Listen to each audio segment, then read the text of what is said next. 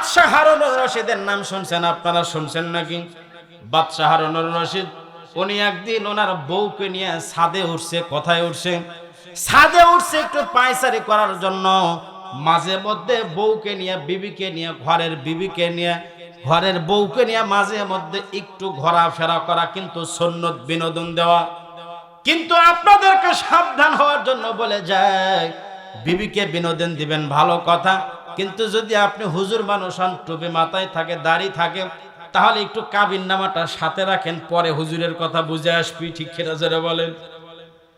এবার নবীজি, এবার বাদশাহ হারুনুর রশিদ বিবিকে নিয়ে ছাদে উঠছে পায়চারি করার জন্য। কিন্তু রাতটা ছিল চাঁদনি রাত, 14 তারিখের রাতের চাঁদ দেখবেন এমন ফটফটা, দেখবেন সারা মাসের মধ্যে 14 তারিখের রাতটা কিন্তু বেশি চমৎকার হয়। ঠিক কিনা বলেন। এবার বিবি কে নিয়ে হারুনুর রশিদ ঘোরাফেরা করতেছেন, ছাদের উপর পায়চারি করতেছেন। এমন সময় হারুনুর রশিদ বলল, বিবিরে দেখছো আজকে রাতের চাঁদ কত সুন্দর। বইয়ের সামনে চাঁদের যে মাত্র প্রশংসা করেছে, বিবির ভালো মুখ টেপা মাছ হয়ে গেছে। কি মাছ হয়ে গেছে? বিবি ডাকতে বলে, আমাকে নিয়ে ঘুরো আর চাঁদের সৌন্দর্য বলো। আমি হলাম এই চাঁদের চাইতেও সুন্দর। মারহাবা বলেন। আমি হলাম এই চাঁদের চাইতেও সুন্দর। হারুনুর রশিদ ডাকতে বলছে, এটা তুমি যদি প্রমাণ করতে না পারো, এই চাঁদের চাইতে তুমি অধিক সুন্দর, এটা যদি প্রমাণ করতে না পারো, তাহলে তুমি 3 তালাক। কয় তালাক বলেন তো? বিপদ বাড়লো না কমলো? আমাদের কাছে অনেক সময় লোকজন আসে, রাগের মাথায় হারুনুর রশিদ বলেছে 3 তালাক। আমাদের কাছে অনেক সময় ফতোয়া নেওয়ার জন্য আসে, ডাক্তার বলে, হুজুর রাগের মাথায় বউ তালাক দিলে কি বউ তালাক হয়? আচ্ছা, আপনাদের মহাদেবপুরে একটা লোক নিয়ে আসবেন যে রাগের মাথায় না দিয়ে ভালোবাসে বউ তালাক দিছে। ইনকে লোক আছে নাকি? যে মশারি টাঙ্গাইতে দেরি মারিয়া দিছে, এমন ভাবে মারা দেয়। আমি তাদেরকে ডাকতে বলি, আমাদের অনেক সময় আমরা মায়ের উপর, অনেক সময় আমরা গরম হই, বোনের উপরে হই, ভাইয়ের উপরে হই, কিন্তু কখনো কে বলি, বোন রে আজ থেকে তুই 1 তালাক, 2 তালাক, 3 তালাক বলি কোনোদিন। কিন্তু অনেক দেখবেন লোক আছে, তারা যখন বইয়ের উপরে রাগ উঠে নিজে কন্ট্রোল করতে পারে না, ওই সময় বলে 1 তালাক, 2 তালাক, 3 তালাক, 22 তালাক, তোর 14 গোষ্ঠী তালাক, এরকম বলে কি বলে না? এবার হারুনুর রশিদ রাগের মাথায় বলে ফেলেছে, তুমি যদি চাঁদের চাইতে অধিক সুন্দর এটা যদি তুমি প্রমাণ করতে না পারো, তাহলে তুমি 3 তালাক। কয় তালাক? হারুনুর রশিদের বউটা ছিল অত্যন্ত ভালো মানুষ। এবার বিবিটা স্বামীর থেকে আলাদা হয়ে গেল রাতারাতি। এটার যতক্ষণ পর্যন্ত প্রমাণ না হবে, ততক্ষণ পর্যন্ত আমি তোমার থেকে আলাদা হয়ে গেলাম। বিবি আলাদা হয়ে গেছে, স্বামী আলাদা হয়ে গেছে। পরের দিন সকালবেলা ইরাকের মধ্যে যত আলেম ওলামা আছে, ইরাকের সমস্ত আলেম ওলামা ডাকছেন, সবাইকে ডাকতে বলতেছে, আমি রাতের বেলায় বিবিকে নিয়ে ছাদে ঘুরতে গিয়েছিলাম, কিন্তু আমি হঠাৎ করে রাগের মাথায় বলেছিলাম, এই ছাদের চাইতে সুন্দর এটা যদি তুমি প্রমাণ করতে না পারো, আমি বলেছিলাম তাহলে তুমি 3 তালাক। আপনারা একটু বলেন তো, আমার বিবি কি তালাক হবে?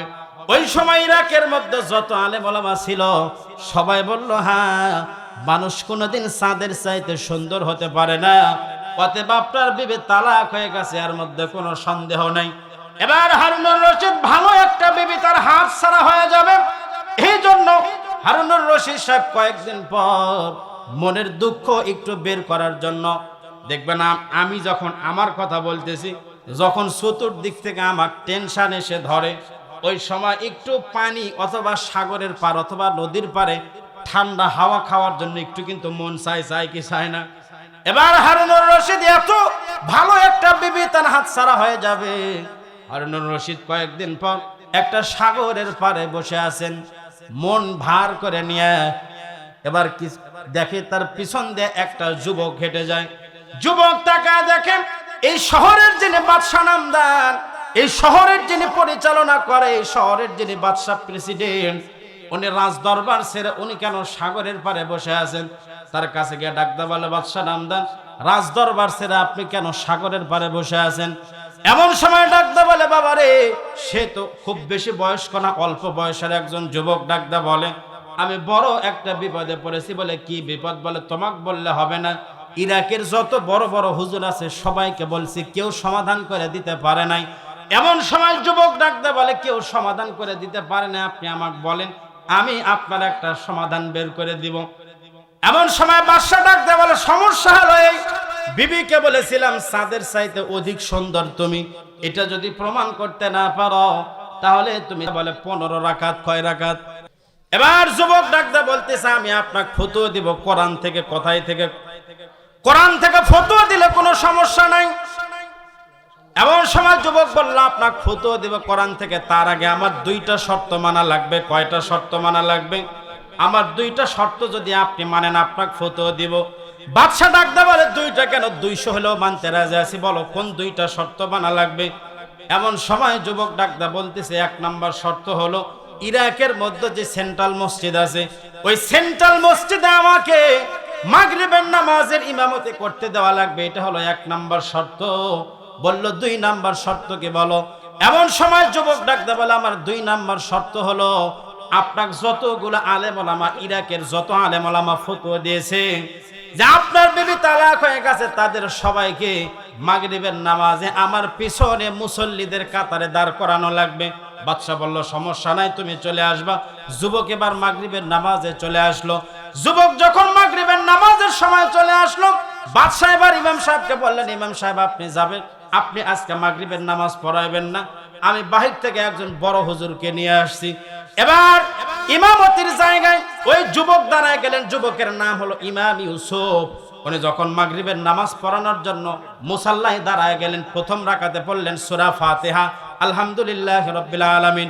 সূরার সঙ্গে কিন্তু আরেকটা সূরা মিলান লাগে, উনি ওই সময় মিলাইলেন সূরা 3। কি সূরা? সূরা 3 মিলাইলেন, ওয়াত-তিনি ওয়াজ-যাইতুন ওয়া তুর সিনিন ওয়া হাযাল বালাদিল আমিন লাকাদ খালাকনাল কমার। কি পড়ছে? এবার পিছনে যারা ছিল সবাই বলছে আল্লাহু আকবার। ইমাম সাহেব ভুল পড়লে আপনার লোকমা দেন না, সবাই মিলে বলল আল্লাহু আকবার। এবার ইমাম সাহেব আবার সূরা 3 থেকে পড়া শুরু করলেন, ওয়াত-তিনি ওয়াজ-যাইতুন ওয়া তুর সিনিন ওয়া হাযাল বালাদিল আমিন লাকাদ খালাকনাল কমার। আবার লোকমা দিছে।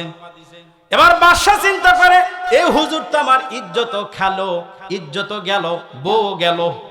এবার 3 বার লোকমা দেওয়ার পর যখন নামাজ শেষ হয়ে গেছে, বাদশা ডাকতে বলে, ইমাম সাহেব মাগরিবের নামাজ পড়াইতে 3 বার লোকমা খালেন, আর কি এমন মাসলা দিবেন বোঝা গেছে। বলে, আমি এবার কি মাসলা দিব শোনেন। যারা আপনারা আমার পিছন থেকে লোকমা দিয়েছেন, আমি যে বলছি লাকাদ খালাকনাল কমারের অর্থ হলো, কমার মানে হলো চন্দ্র, ঠিক কিনা বলেন? এই কমার যখন পড়েছি তখন অর্থ হবে আমি দুনিয়ার মধ্যে সবচাইতে চন্দ্রকে সুন্দর করে বানাইছি, এটা আমি বলেছি।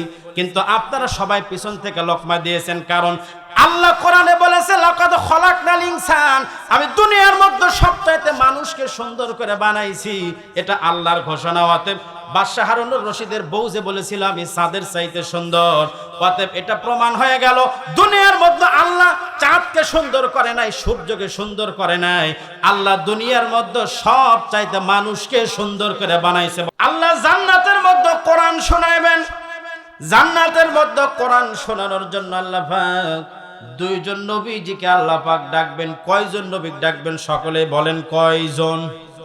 জোরসে বলেন কয়জন? 2 জন নবীকে আল্লাহ পাক জান্নাতের মধ্যে, আল্লাহ পাক সমস্ত লক্ষ লক্ষ নবী রাসূলদের মধ্য থেকে আল্লাহ পাক দাউদ নবীজিকে ডাকবেন। কাকে ডাকবেন? দাউদ আলাইহিস সালামকে ডাকবেন। দাউদ আলাইহিস সালামকে কেন ডাকবেন? কোরআন শোনানোর জন্য। আল্লাহ দুনিয়ার মধ্যে যত নবী রাসূলকে আল্লাহ পাঠাইছেন, প্রত্যেকটা নবী রাসূলকে একটা না একটা মুজিজা কিন্তু দান করেছিলেন। সকলে বলেন ঠিক কিনা? দাউদ নবীকে আল্লাহ পাক 2টা মুজিজা দিয়েছিলেন। একটা মুজিজা হলো দাউদ নবীর হাতের মধ্যে যদি কোনো লোহা নিত, আমরা যেরকম এই যে একটা লোহার স্ট্যান্ড দেখতেছি, বলেন তো এইটা বানাইতে কমপক্ষে 5-7 জন মানুষের কাছে দেওয়া লাগছে, ঠিক কিনা বলেন? এই লোহা বাড়ি দিয়া একটা দাও বানাইতে কত প্রসেস করতে হয়। কিন্তু দাউদ নবীকে আল্লাহ পাক এমন একটা মুজিজা দান করেছিলেন, দাউদ নবী যদি কোনো লোহা হাতের মধ্যে নিত, ওই লোহাটা মোমের মতো গলে যাইতো। সুবহানাল্লাহ বলেন। এইটা হলো একটা মুজিজা। ওই লোহাকে নিয়ে হাতের মধ্যে যখন মোমের মতো হয়ে যাইতো, যেটা মন চায় সেটাই বানাইতে পারতো। এবং আরেকটা মুজিজা, দাউদ নবীজিকে আল্লাহ পাক দান করেছিলেন, সেটা হলো কণ্ঠের মুজিজা। সুবহানাল্লাহ বলেন। এমন সুন্দর কণ্ঠ আল্লাহ পাক। পোকা গেছে মুখের মধ্যে রে, এত পোকা কন্ত। 2 ঘন্টা ওয়াজ করলে তো 2 কেজি পোকা ভিতরে চলে যাবি। লাইট বেশি হয়েছে না কেন পোকা আসতেছে, বালতি বা একটা পাতা পুঁতে দিয়ে থামান, পোকা ঢুকলে তো বিপদ। আল্লাহ রাব্বুল আলামিন জান্নাতের মধ্যে দাউদ নবীজিকে কোরআন শোনানোর জন্য ডাকবেন কেন? দাউদ নবীর কণ্ঠ এত চমৎকার কণ্ঠ। আল্লাহ দাউদ নবীর উপর একটা কিতাব নাজিল করেছিলেন। কিতাবের নামটা কেউ বলতে পারবেন? জাবুর কিতাব। কি কিতাব? জাবুর কিতাব দাউদ নবীর উপর নাজিল করেছিলেন। জাবুর কিতাবটা কোরআনের মতো কিতাব নয়। জাবুর কিতাবটা একটা হলো ছন্দমালার কিতাব, ছন্দ মিলানো একটা কিতাব। আল্লাহর প্রশংসা এবং নবীর প্রশংসার একটা কিতাব, ছন্দর মতো একটা কিতাব। আমরাও তো ছন্দ পড়ি। জাবুর কিতাবের ছন্দ আমাদের ছন্দকে এক নাকি? আমরা ছোট্টবেলায় আমি পড়ছি, হাট্টিমা টিম টিম তারা মাঠে পারে ডিম, তাদের খাড়া 2টি শিং, হাট্টিমা টিম। আপনাদের মহাদেবপুরে কি একটা প্রাণী আমার দেখাইতে পারবেন যে প্রাণীর শিং আছে কিন্তু ডিম দেয়? একটা প্রাণীও আছে শিংওয়ালা প্রাণী ডিম দেয়?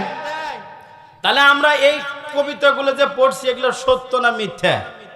ছোট্টবেলার থেকে মিথ্যা কবিতা পড়ে বড় হলাম, কোনোদিন বলি না এগুলো মিথ্যা কবিতা, এগুলো একটু বাদ দিয়ে সত্য কবিতা দেওয়া হোক। এগুলো না বলার কারণেই তো আজকে বাচ্চাদেরকে আপনার শেখানো হচ্ছে, বাচ্চারা যারা স্কুলে পড়তেছে তাদেরকে শেখানো হচ্ছে মানুষ আসলে মানুষ থেকে নয়, মানুষ নাকি বানর থেকে তৈরি হয়েছে। ঠিক কিনা জোরে বলেন? অথচ আল্লাহ কোরআনে বলেছেন ইকরা বিস্মি রাব্বিকাল্লাযী খালাক, পড়ো তোমার প্রভুর নামে যিনি তোমাকে সৃষ্টি করেছেন। আল্লাহ কোথায় থেকে বানাইছে? বানর থেকে নাকি? আল্লাহ বলেছেন খালাকাল ইনসানা মিন আলাক। আল্লাহু আকবার বলেন। আল্লাহ কোথায় থেকে বানাইছে? বানর থেকে আল্লাহ বানাই নাই। আল্লাহ পাক এক ফোঁটা জমাট নাপাক রক্ত থেকে আল্লাহ বানাইছেন। কিন্তু যারা মানে, যারা বিশ্বাস করে আল্লাহ মানুষকে বানর থেকে বানাইছে, আমি তাদের উদ্দেশ্য বলতে চাই, যারা বানরকে বিশ্বাস করো, বানর আমাদের পূর্ব মানুষ ছিল, তাদের সন্তানকে একটা বানরের সঙ্গে প্রমাণ করো বিয়ে দেওয়ার মাধ্যমে। ঠিক কিনা জোরে বলেন? এবার জাবুর কিতাব দাউদ নবী যখন তেলাওয়াত করতেন, দাউদ নবীর বাড়িটা ছিল সাগরের পাড়ে। উনি যখন কিতাব তেলাওয়াত করতেন, সমুদ্রের মধ্য থেকে বড় বড় মাছগুলা তার বাড়ির কিনারায় জমা হয়ে যাইত। এই নবীকে আল্লাহ পাক ডাকবেন, আল্লাহ পাক ডাকতে বলবেন দাউদ তুমি আমার জান্নাতি বান্দাদের সামনে কোরআন তেলাওয়াত করো। সুবহানাল্লাহ বলেন। কোথায় থেকে তেলাওয়াত করবেন? জাবুর কিতাব যে নবীর উপর আল্লাহ দিয়েছিলেন দাউদ নবীকে, সে নবী জাবুর পড়বেন না, কোরআন পড়বেন। সূরা মুজাম্মিল থেকে নবীজি তেলাওয়াত শুরু করবেন। ইয়া আইয়ুহাল মুজাম্মিল কুমিল লাইলা ইল্লা কলিলা। আল্লাহু আকবার বলেন। দাউদ নবীর তেলাওয়াত এত চমক, জান্নাতের আল্লাহ বলবেন আল্লাহ আপনি দাউদ নবীর তেলাওয়াত আপনি বন্ধ করবেন না। বলবেন কেন? বলে আমাদের এত ভালো লাগতেছে, এত সুন্দর তেলাওয়াত আমরা জীবনেও কোনোদিন শুনি নাই। এক পর্যায়ে আল্লাহ পাক দাউদ নবীর তেলাওয়াতটা বন্ধ করে দিবেন। জান্নাতীরা বলবেন আল্লাহ আপনি কেন তেলাওয়াত বন্ধ করে দিলেন? আল্লাহ ডাকতে বলবেন তোমরা কি আর চাইতেও মধুর কণ্ঠে তেলাওয়াত শুনতে চাও? আল্লাহু আকবার বলেন। এমন সময় জান্নাতীরা বলবেন আল্লাহ এতক্ষণ পর্যন্ত যে কণ্ঠে তেলাওয়াত শুনলাম এর চাইতেও কি আরো মধুর কণ্ঠ আছে নাকি? আল্লাহ বলবেন হ্যাঁ, কারণ তোমরা এতক্ষণ যার কণ্ঠে তেলাওয়াত শুনলে আমি তো এই কোরআন আমি সেই নবীর উপরে নাজিল করি নাই। ঠিক কিনা বলেন? এই কোরআনের জন্য তার তায়েফের ময়দানে রক্ত দিতে হয় নাই। এই কোরআনের জন্য কিন্তু দাউদ নবীর দান মোবারক শহীদ করা লাগে নাই। ঠিক কিনা জোরে বলেন? এই কোরআন আমি যার উপর নাজিল করেছিলাম তিনি এই কোরআনের জন্য তায়েফের ময়দানে রক্ত দিয়েছেন। এই কোরআনের জন্য যিনি দান দান মোবারক শহীদ করেছেন, ঠিক কিনা বলেন? এমন এতিম নবী আমার, পিতা মাতা নাই যে তাহার, তারপরেও কত মারা, তারপরেও কত মারা, মারলো তাকে দুশ্মনে, নবী বিনে কে পারাবে ফুলসিরাত মিজানে। ক্ষুধার জ্বালাই নবীজি মোর, বেঁধেছিলেন পেটে পাথর, কাতর হয়ে মাঝে মাঝে, কাতর হয়ে মাঝে মাঝে পড়ে যেতেন জমিনে, নবী বিনে কে তরাবে ফুলসিরাত মিজানে। ঠিক কিনা বলেন? এবার নবীজিকে আল্লাহ পাক কোরআন তেলাওয়াতের কথা বলবেন। নবীজি এবার জান্নাতীদের সামনে কোথায় থেকে তেলাওয়াত করবেন? সূরা ইয়াসিন থেকে তেলাওয়াত করবেন। ইয়াসিন ওয়াল কুরআনিল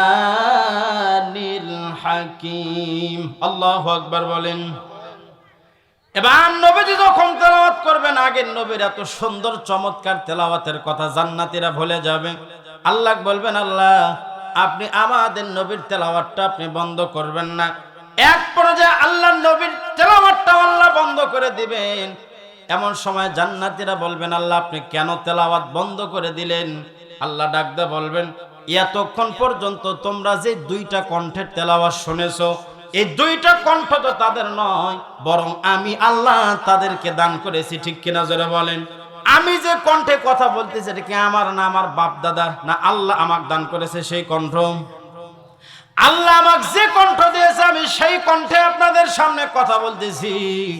আল্লাহ ডাক দিয়ে বলবেন, এতদিন পর্যন্ত তোমরা দুনিয়ার মধ্যে আমার কথাগুলা আব্দুল সাত্তারের জবানে শুনেছো, কারি বাসেদের কণ্ঠে শুনেছো, কিন্তু যিনি কোরআন নাজিল করেছে তার কণ্ঠে তোমরা জীবনেও কোনোদিন তেলাওয়াত শোনো নাই। এবার যিনি তোমাদের সামনে তেলাওয়াত করবেন, যিনি কোরআন নাজিল করেছিলেন, সকলে বলেন সুবহানাল্লাহ। আল্লাহ স্বয়ং নিজে তেলাওয়াত করবেন। বলেন তো আল্লাহর তেলাওয়াত ভালো হবে না খারাপ হবে? আল্লাহর তেলাওয়াত কেমন লাগবে? এইটা কি আমি দুনিয়ার মধ্যে সেই কেমন হবে এই সুমধুর কণ্ঠ আমি কি ওয়াজ করে বোঝানো সম্ভব আমার পক্ষে? সম্ভব নয়। কারণ এক অন্ধ বেচারা কোনোদিনও পায়েস টায়েস খায়নি। পায়েস বুঝেন না? পায়েস কোনোদিন পায়েস খায়নি। অন্ধ বলছে, ভাই পায়েস খাবা? তো অন্ধ বলে যে, ভাই পায়েস আবার কেমন? অন্ধ মানুষ তো বলছে পায়েস হলো সাদা। পায়েস কেমন? অন্ধ কি সাদা চিনে? অন্ধ বলতেছে সাদা আবার কেমন? তো বলে সাদা হলো বগের মতো। কিসের মতো? তো বলে বগ আবার কেমন? বগও তো চিনি না। তো বলছে যেহেতু চিনো না, এবার তোমার হাতটা দাও। এবার অন্ধর হাত নিয়ে দেখায় দিছে, এই যে দেখো, এটা হলো বগের সাইজ, অর্ধেক সোজা আর অর্ধেক বাঁকা। এখন অন্ধ বলতেছে না, এ পায়েস খাওয়া যাবে না, এ পায়েস খেলে আমার গলায় বাজতে পারে, যেহেতু এর অর্ধেক সোজা আর অর্ধেক বাঁকা। বলেন তো ও কি পায়েসের স্বাদ বুঝলো? কারণ ওইটা ও না খাওয়া পর্যন্ত বোঝানো সম্ভব নয়। আল্লাহর তেলাওয়াত কেমন হবে এটা আল্লাহর থেকে সরাসরি না শোনা পর্যন্ত সম্ভব নয়। ঠিক কিনা ধরে বল? কারণ এই পৃথিবীতে একটা আল্লাহর তেলাওয়াত কেমন হবে তার আগে আমি একজনের কথা বলতে চাই। আমেরিকার মধ্যে একটা কনফারেন্স হয়েছিল। কি হয়েছিল জোরে বলেন? কি হয়েছিল? কনফারেন্স। ওই কনফারেন্সটা হলো সর্বদলীয় কনফারেন্স। ওই কনফারেন্সে হিন্দু থাকবে, মুসলমান থাকবে, বৌদ্ধ থাকবে, নাসারা থাকবে, সবাই থাকবে। ওই সময় বাংলাদেশে ক্ষমতায় ছিল হলো এরশাদ চাচা, নাম শুনছেন আপনারা? ওইটা হলো সর্বদলীয় কনফারেন্স। ওখানে সমস্ত ধর্মগ্রন্থ থেকে একজন করে লোক থাকবে ধর্মগ্রন্থ তেলাওয়াত করার জন্য, পড়ার জন্য। এবার ওই আমেরিকার মধ্যে কনফারেন্সের মধ্যে সবাইকে ডাকা হলো। মুসলমানদের পক্ষ থেকে একজনকে কোরআন তেলাওয়াতের জন্য ডাকা হলো। তার নাম হলো কারি আব্দুল বাসেত। নাম শুনছেন আপনারা? ওই কনফারেন্সে মুসলমানদের পক্ষ থেকে কারি আব্দুল বাসেতকে ডাকা হলো। ওই কনফারেন্সের মধ্যে যার যার ধর্মগ্রন্থ থেকে সময় মাত্র 10 মিনিট, জোরে বলেন কয় মিনিট? মাত্র 10 মিনিট সময় পাবে বক্তব্য দেওয়ার জন্য। আরেকজনকে পাশে বসায় রাখছে, বলেছে তোমার হাতের মধ্যে সুইচ দিলাম, আর যিনি বক্তব্য দিবেন তার সামনে একটা লাল বাতি জ্বালায় দিয়েছে, লাল লাইট। একজনকে দায়িত্ব দেওয়া হয়েছে 10 মিনিট যখন চলে যাবে, 10 মিনিট পর তুমি ওই সুইচটা দিবা, সঙ্গে সঙ্গে লাল বাতি জ্বলে যাবে, আর লাল বাতি জ্বলার সঙ্গে সঙ্গে বক্তব্য বন্ধ করতে হবে। তার মানে বুঝতে হবে 10 মিনিট শেষ। এবার মুসলমানদের মধ্য থেকে দাওয়াত করা হয়েছে কারি আব্দুল বাসিতকে। এবার হিন্দুদের মধ্য থেকে 10 মিনিট বক্তব্য দেওয়ার জন্য, গীতা পড়ার জন্য একজনকে ডাকা হলো, সে আসলো, 10 মিনিট বক্তব্য দিল। 10 মিনিট পর সুইচ জ্বালায় দিল, লাল বাতি জ্বলে গেল, সঙ্গে সঙ্গে গীতা পড়া বন্ধ হয়ে গেল। এভাবে সবাইকে 10 মিনিট করে সময় দেওয়া হলো, 10 মিনিট পর বক্তব্য বন্ধ হয়ে গেল। এবার মুসলমানদের পক্ষ থেকে যখন নাম ঘোষণা করা হলো কারি আব্দুল বাসিতের নাম, ওই সময় কারি সাহেব স্টেজের মধ্যে আসার পর দেখবেন কারি সাহেবরা তেলাওয়াতের আগে মশান নিতে 2-1 মিনিট সময় কিন্তু যায়, ঠিক কিনা বলেন? এবার কারি সাহেব কোট টুপি সব ঠিকঠাক করতে করতে 1 মিনিট সময় চলে গেছে। 10 মিনিটের 1 মিনিট গেলে আর কয় মিনিট থাকে? মুসলমানরা চিন্তা করে এমন একটা জায়গার মধ্যে আসলাম, মনে হয় না এমন এই মজবার মধ্য থেকে মনে হয় না আর ইজ্জত সম্মান নিয়ে আমরা বাড়িতে যেতে পারবো, কারণ এমন একজন হুজুরকে দাওয়াত করা হয়েছে, এত দামি একটা কনফারেন্স, এর চাই থেকে ভালো কোনো হুজুর ছিল না, যেই হুজুরের সময় সম্পর্কে কোনো ধারণা নাই। 10 মিনিটের 1 মিনিট তো উনি রেডি হতেই চলে গেল, আর মাত্র 9 মিনিট, আর কয় মিনিট?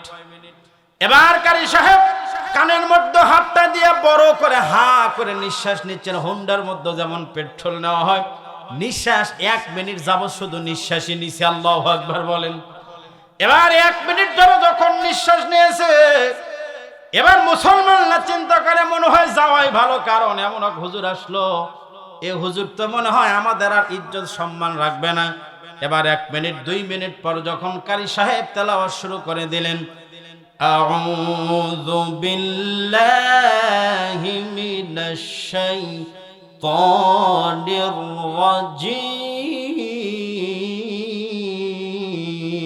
আল্লাহু আকবার বলেন। কারি সাহেব যখন তেলাওয়াতের মধ্যে টান দিলেন, যারা বিচারক মণ্ডলী যারা ছিল, হাতের মধ্যে কলম ছিল, কলমগুলো পড়ে গেছে, কারো খবর নাই। আল্লাহু আকবার। যে লোকটা 10 মিনিট পর সুইচ বন্ধ করে দিবে, খবর নাই, হা করে কারি সাহেবের দিক তাকায় আছে। আল্লাহু আকবার। এবার তেলাওয়াত চলছে, কোরআনুল কারীমের তেলাওয়াত চলছেই তো চলছেই। এভাবে চলতে চলতে 10 মিনিট না, কয়েক ঘন্টা সময় যখন পেরিয়ে গেছে, কারি সাহেব যখন তেলাওয়াত শেষ করে পড়েছেন, সাদাকাল্লাহুল আযীম, আল্লাহু আকবার। এবার যখন তেলাওয়াত শেষ হয়ে গেছে, সবাই মনে করলো 10 মিনিট মনে হয় গেল, যারা বিচারক ছিলেন তারাও মনে করছে 10 মিনিট মনে হয় শেষ হলো। ঘড়ির কাঁটার দিক তাকায় দেখে 10 মিনিট না, কয়েক ঘন্টা সময় চলে গেছে, কারো খবর নাই। আল্লাহু আকবার। এবার কারি সাহেব তেলাওয়াত করে উনি যখন স্টেজ থেকে নেমে যাবেন, ওনার সামনে সবাই মিলে ধরে বসছে, কারি সাহেব আপনি যাবেন না, কারণ আপনাদের মুসলমানদের ধর্মীয় গ্রন্থ আল কোরআন এত ভালো লেগেছে, আমাদের দিলটা এত পরিবর্তন করে দিয়েছে, আপনি যান, আপনি আরো কোরআন থেকে তেলাওয়াত করেন। কারণ দেখবেন যেটা ভালো লাগে ওইটা কিন্তু 1 ঘন্টা মনে হয় 1 মিনিট হলো, ঠিক কিনা বলেন? আর যেটা খারাপ লাগে ওইটা কিন্তু 10 মিনিট ভালো লাগে না, ওইটার 10 মিনিটকে মনে হয় 10 ঘন্টার সমপরিমাণ, ঠিক কিনা বলেন? এবার কারি সাহেব আবার যখন তেলাওয়াত করলেন, সর্বশেষ উনি যখন স্টেজ থেকে নেমে যাবেন, ওনার সামনে ওই মজবার মধ্য থেকে 80 জন খ্রিস্টান যুবক দাঁড়ায় গেছে। আল্লাহু আকবার বলেন। 80 জন খ্রিস্টান যুবক দাঁড়ায় ডাকতে বলে, কারি সাহেব এতদিন পর্যন্ত আমরা ভুল ধর্মে ছিলাম, আমরা আর খ্রিস্টান থাকতে চাই না, মুসলমানদের কালেমা পড়ায়া আমাদের সবাইকে আপনি মুসলমান বানায় নেন। সুবহানাল্লাহ বলেন। একটু জিকির করেন, লা ইলাহা, জোরে লা ইলাহা ইল্লাল্লাহ, লা ইলাহা আসিয়া খেলে প্রেমের খেলা, ফেরাউন দিল কত জ্বালা, হাতে পায়ে পেরাগ মারে, হাতে পায়ে পেরাগ মারে, তবু সারে না ইল্লাল্লাহ লা ইলাহা লা ইলাহা ইল্লাল্লাহু মুহাম্মাদুর রাসূলুল্লাহ। সকলে বলে সাল্লাল্লাহু আলাইহি ওয়াসাল্লাম। এখনো রাত আপনার 9টা কেবল 6 বাজে। কয় বাজে? এর মধ্যে কিছু লোক উঠে আবার যায়, কিছু লোক উঠে আবার যায়। তাহলে প্রধান বক্তা আসলোই না, এখনই যদি এত ওঠাউঠি করে তাহলে তো বিপদ। কারণ এখনই যদি পেশাব লাগে, কেবল এশারের নামাজ হলো।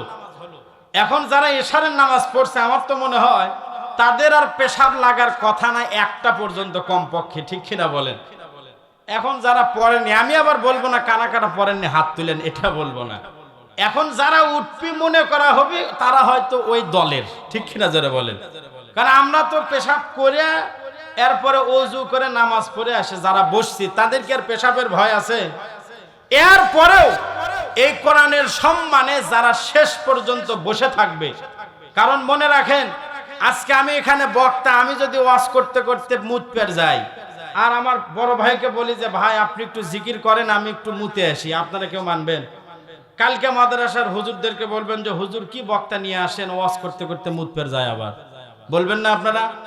তাহলে বক্তার যদি পেশাব লাগতেই পারে, তারপরেও কিন্তু বক্তার যাওয়ার দোষ। ঠিক কিনা বলেন? তাহলে আপনারা যারা শ্রোতা, শেষ পর্যন্ত থাকতে কোনো অসুবিধা আছে? কাদের কাদের নাই হাত তোলেন তো। লিল্লাহে তাকবীর, হাত নামান। কেউ কেউ হাত তুলেনি, কারণ তারা হয়তো চিন্তা করছে হুজুর আপনি যতই কোন কিছুক্ষণ পর আমার ওটা লাগবে, এই জন্য হয়তো তুলেননি। দোয়া করে পেশাব থেকে যারা বসে থাকবেন, আল্লাহ বলেছেন ওয়ানুনাজ্জিলু মিনাল কোরআন মা হুয়া শিফা, এই কোরআন হলো সমস্ত রোগের মহা ঔষধ। সুবহানাল্লাহ বলেন।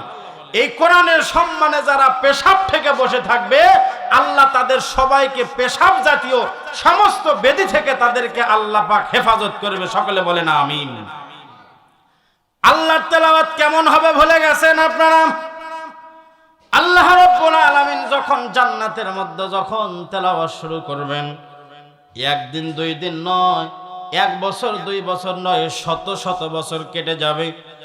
জান্নাতীরা বেহুশ হয়ে যাবে, হাত পা নড়বে না, শুধু বলবে আল্লাহ আপনি আরো তেলাওয়াত করেন, আল্লাহ আপনি আরো তেলাওয়াত করেন। এক পর্যায়ে জান্নাতের মধ্যে আমাদের হুর আছে না নাই? কয়টা হুর? কমপক্ষে কয়টা হুর? কয়টা হুর? 70টা। কেউ কেউ বলতে ভয় পাচ্ছেন মনে হয়, বলে হুজুর 70টা হুরের কথা যদি এখানে বলি, আর রাত 2টার সময় গিয়ে যদি বউকে বলি বউরে দরজা খুলে দাও, বউ বলবে হুরে কও। এই ভয়ে যারা আছেন সকলে একটু আমার সাথে বলেন কয়টা হুর দিবেন? যারা বললেন না হুর বেশি হলে আমাকে জান্নাতে ফোন করে দিয়ে আসে, আমার লিখতে সমস্যা নাই। কারণ দুনিয়ার মধ্যে আপনার হয়তো ভয় আছে, কারণ দুনিয়ার মধ্যে এমন একটা পরিস্থিতি, আমাদের মধ্যে যাদের 2 বউ আলা লোক, অধিকাংশ বাংলাদেশে আপনি জরিপ করলে দেখবেন এদের বাড়িতে শান্তির চাইতে অশান্তি কিন্তু বেশি। ঠিক কিনা জোরে বলেন? কিন্তু বিশ্ব নবীজির বিবি ছিলেন কয়জন? আমার নবীজির বিবি ছিলেন হলো 11 জন। একদিন সমস্ত বিবিরা মিলে নবীজিকে এশারের নামাজের পর ঘিরে ধরে বসছে, আর ডাকদা বলতেছে ইয়া রাসূলুল্লাহ আপনি বলেন তো আপনার যে এতগুলো আমরা বিবি আছি, স্ত্রী আছি, আমাদের মধ্যে আপনি সব চাইতে কাকে বেশি ভালোবাসেন? এখন নবীজি যদি এতগুলো বিবির মধ্যে নবীজি যদি ডাকদা বলেন আয়েশা আমি তোমাকে সব চাইতে বেশি ভালোবাসি রে আয়েশা, বলেন তো আর গুলার চেহারা কি সাদা থাকবে না কালো হয়ে যাবে? হুজুর খালি ওটা কি ভালোবাসেন? এমন সময় নবীজি বললেন আমি এটার উত্তর আমি এখন দিব না, আগামীকাল ফজরের নামাজের পর আমি জবাব দিব আমি সবচাইতে কাকে বেশি ভালোবাসি। আল্লাহু আকবার বলেন। এবার রাতের বেলায় নবীজি কিছু খেজুর নিলেন, খেজুর নিয়ে রাতের বেলায় সর্বপ্রথম একটা বিবির ঘরে গেলেন, উম্মে হাফসার ঘরে গেলেন। যাওয়ার পর ছোট্ট আওয়াজে আস্তে করে একটু দরজার মধ্যে একটু নক করলেন। দরজা যখন খুলে দিলেন, এমন সময় হাফসা রাদিয়াল্লাহু তাআলা আনহা ডাক দিয়ে বলেন, নবীজি ভিতরে আসেন। নবীজি বললেন, না রে হাফসা, আজকে আমি ভিতরে আসার জন্য আসি নাই, তোমার হাত দুইটা বাড়ায় দাও। এবার হাফসা যখন নবীজির সামনে হাতটা বাড়ায় দিলেন, নবীজি তার হাতের মধ্যে দুইটা খেজুর দিলেন আর বললেন, হাফসা, আমার যতগুলো বিবি আছে, আমার সমস্ত বিবিদের মধ্যে তোমাকে সবচাইতে ভালোবাসি। আর তোমাকে ভালোবাসে তোমাকে আমি এই রাতের বেলায় কেউ যেন দেখতে না পারে, তোমার হাতে আমি দুইটা খেজুর দিলাম, যাতে করে আর অন্য কেউ বুঝতে না পারে। তোমাকে যে খেজুর দিলাম, এই খেজুরের খবর যেন আর অন্য কেউ না জানে। হযরত হাফসা ডাক দিয়ে বলে, কি বলেন? আপনি আমাকে ভালোবেসে দিছেন, আমি এবার আরেকজনকে বলবো কেন? নবীজি বললেন, ঠিক আছে, এবার দরজা লাগিয়ে দাও, কারণ নবীজির সকাল বেলায় উত্তর দেওয়া লাগবে, ঠিক কিনা জোরে বলেন। এবার নবীজি আরেকজন বিবির ঘরে গেলেন, এবার তার দরজায় আস্তে করে ডাক দিলেন। এবার দরজা যখন খুলে দিলেন, নবীজিও তার হাতের মধ্যে খেজুর দুইটা দিলেন আর ডাক দিয়ে বললেন, উম্মে সালমাকে বললেন, রে সালমা, আমি তোমাকে বেশি ভালোবাসি, দিনের বেলায় তোমাকে আমি একা একা পাই না, যার কারণে আমি তোমাকে খুশি হয়ে দুইটা খেজুর দিলাম, আর অন্য কোনো বিবি যেন আমার না জানে। উম্মে সালমা ডাক দিয়ে বলে, ইয়া রাসূলুল্লাহ, কি বলেন? আপনি আমাকে ভালোবেসে দিয়েছেন, আমি কেন এটা বলতে যাব? এভাবে সমস্ত স্ত্রীদের ঘরে নবীজি খেজুর দিলেন আর সবাইকে বললেন, কেউ যেন না জানে। সকাল বেলায় ফজরের নামাজের পর সমস্ত বিবিরা মিলে নবীজিকে ঘিরে ধরছেন। নবীজি বললেন, আপনি রাত্রি বেলায় বলেছিলেন, সকাল বেলায় আপনি জবাব দিবেন, বলেন তো আমাদের মধ্যে সব চাইতে আপনি কাকে বেশি ভালোবাসেন? এমন সময় নবীজি ডাক দিয়ে বললেন, ও আমার প্রাণের বিবিরা, গত রাত্রিতে ভালোবেসে যাকে আমি দুইটা খেজুর দিয়েছি, আমি তাকেই সব চাইতে বেশি ভালোবাসি। জোরে বলেন মারহাবা। এবার সবাই বলে, আমার দিছে, তুই দেয়নি। সবাই খুশি, ঠিক কিনা জোরে বলেন। কিন্তু আমাদের মধ্যে সমস্যা হলো, একজনে দেখবার যায়, আরেকজন গলার দড়ি দেয়, ঠিক কিনা জোরে বলেন। এবার জান্নাতের মধ্যে ৭০টা হুর, মনে আছে না ভুলে গেছেন আপনারা? আমার সময় তো বেশি নাই, যখন উঠছি তখন বলছে হুজুর আর ২০ মিনিট, এজন্য কখন শেষ হবে বলা যায় না। যতক্ষণ আসি একটু মনোযোগ দিয়ে শুনেন, শুনবেন তো ইনশাআল্লাহ। এবার জান্নাতের মধ্যে হুর আল্লাহর সামনে এরকম আমার সামনে যেমন এই যে সিরকুট দিছে ২০ মিনিট সময়, এভাবে জান্নাতের মধ্যে জান্নাতের হুরগুলা আল্লাহর সামনে বারবার স্লিপ লিখবে, আল্লাহ আল্লাহ আপনার তেলাওয়াত আপনি বন্ধ করে দেন, আপনার তেলাওয়াত যদি বন্ধ না হয়, আমাদের স্বামীগুলাকে আমরা আর আজীবন ফেরত পাবো না, কারণ তোমার তেলাওয়াতের প্রেমে সবাই পড়ে গেছে। এবার সবাই তোমার প্রেমে পড়ে গেছে। আল্লাহ এক পর্যায়ে গিয়ে তার তেলাওয়াতটা যখন বন্ধ করে দিবেন, ওই সময় জান্নাতীরা বরাকে চলে জান্নাত থেকে তার নিজ জান্নাতে প্রবেশ করতে যাবে।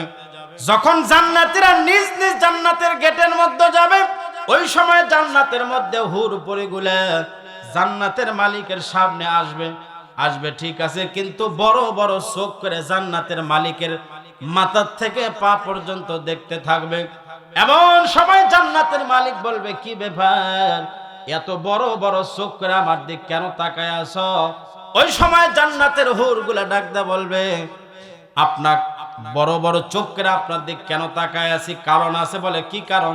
আমার কি তোমাদের চিনতে কষ্ট হয় নাকি? ওই সময় জান্নাতের হুর পরিগুলো ডাক দিয়ে বলবে, কষ্ট হয় না, তবে আপনার চেহারা আগে যেমন সুন্দর ছিল, আল্লাহর সামনে সরাসরি আল্লাহর তেলাওয়াত শোনার পর থেকে আপনার চেহারা আগের চাইতে আরো ৭০ গুণ সৌন্দর্য বেড়ে গেছে। সুবহানাল্লাহ বলেন।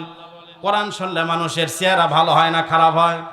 সকলেই বলেন, কোরআনের সাথে সম্পর্ক থাকলে চেহারা ভালো হয় না খারাপ হয়? আর খেলা দেখলে কি হয়? ভালো চুল বান্দর কাটিং হয়, ভালো চেহারা ভাল্লুক মার্কা হয়, ঠিক কিনা জোরে বলেন। এই কয়েকদিন আগে কাতারে বিশ্বকাপ খেলা হলো, মাত্র ১ মাস খেলা হলো, কিন্তু সারা বাংলাদেশ ওই সময় কিন্তু মেসি আর নেইমার দখল করে নিয়েছিল, ঠিক কিনা জোরে বলেন। আপনাদের মহাদেবপুরে কি দখল করছিল?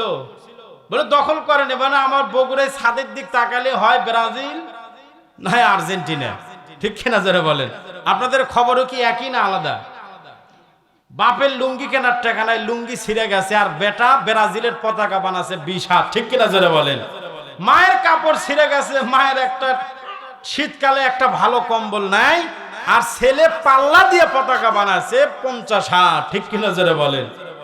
অনেকে তো মেসির গেঞ্জি গায়ে দিয়ে মসজিদে গেছে জুম্মা পড়তে, এমন সন্তান আছে না নাই?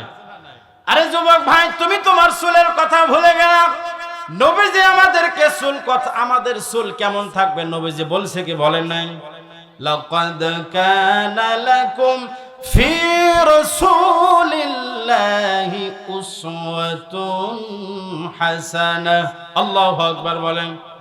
আমাদের সবাইকে নেতা হিসেবে কাকে মানা লাগবে জোরে বলেন? কাকে মানা লাগবে? নবীজিকে। কাকে মানতে হবে? নবীজিকে মানতে হবে। কিন্তু আমাদের সমস্যা হলো কোন জায়গায়? আমরা সব মানবো, কিন্তু নবীজিকে আমরা নেতা হিসেবে মানতে অনেকে নারাজ, ঠিক কিনা জোরে বলেন? নবীজি কি নেতা ছিলেন না? নবীর মতো নেতা পৃথিবীতে আর একটাও হবে? আমরা কি স্লোগান দিই? আমার নেতার চরিত্র ফুলের মতো পবিত্র, তাই বলি না? আমি তার সাথে একটা স্লোগান যোগ করতে বলি, আপনাদের মহাদেবপুরে না, ওদেরকে বলি শেষে একটা বলো, নামাজ পড়ে না এক ওয়াক্ত। এটাও সাথে বললে তো সত্য স্লোগান হয়, ঠিক কিনা জোরে বলেন? আর যে বলবো আমার নেতার চরিত্র, আর আপনার যখন স্লোগান এটা হয় আমার নেতার চরিত্র ফুলের মতো পবিত্র, আর আমি যেই বলবো আমার নবীর চরিত্র, আপনারা কি বলবেন? ফুলের মতো, ফুলের চাইতেও পবিত্র। রাজি আছেন তো ইনশাআল্লাহ? আমার নবীর চরিত্র, আমার নবীর চরিত্র, সেই নবীজি নেতা হিসাবে মানা লাগবে। আমার নবীজি যদি নেতা হিসাবে মানতে পারে, দুনিয়া তো যেমন লাভ, মৃত্যুর পরেও লাভ আছে না নাই? আমাদের সামনে কিন্তু নবীজির একটা ছবি প্রকাশ করা হবে, মানহাদার রজুল, দেখো তো এই লোকটাকে চিনতে পারো কিনা? যারা দুনিয়ার মধ্যে যারা নবীজির নেতা হিসাবে মানবে, তারাই ওই দিন বলতে পারবে, ঠিক কিনা জোরে বলেন? এত সুন্দর চেহারা, কিন্তু আজকে আমরা বিশ্বকাপের কাছে আমরা হারায় গেছি। হে যুবক ভাই, তুমি যাদের ফলো করে, যাদের চুল কাটিং দিয়েছো, যাদের গেঞ্জি গায়ে দিয়ে তুমি ঘুরেছো, তাদের চরিত্র সম্পর্কে তোমার জানার দরকার আগে ছিল, ঠিক কিনা জোরে বলেন? এ মহাদেবপুরের মির্জাপুরের মুসলমান শুনে নাও, আল্লাহ কোরআনের মধ্যে বলেছেন, লাকাদ খালাকনাল ইনসানা ফি আহসানি তাকওয়িম। আল্লাহু আকবার বলেন। লিল্লাহি তাকবীর। যারা বাহিরে আছেন মেহেরবানি করে ভিতরে আসেন। আমি এই বলে আমার আজকের আলোচনা এখানে শেষ করছি। সকলে দোয়া করবেন। আসসালামু আলাইকুম ওয়া রাহমাতুল্লাহি ওয়া বারাকাতুহু।